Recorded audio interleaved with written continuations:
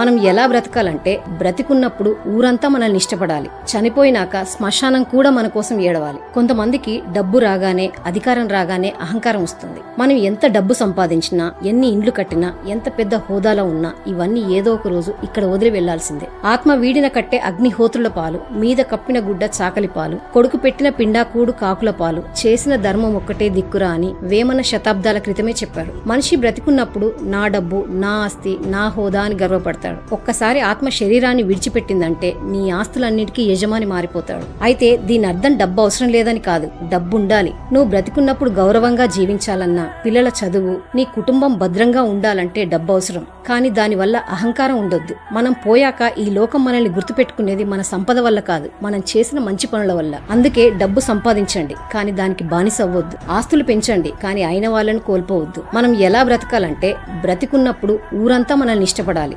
చనిపోయినాక శ్మశానం కూడా మన కోసం ఏడవాలి.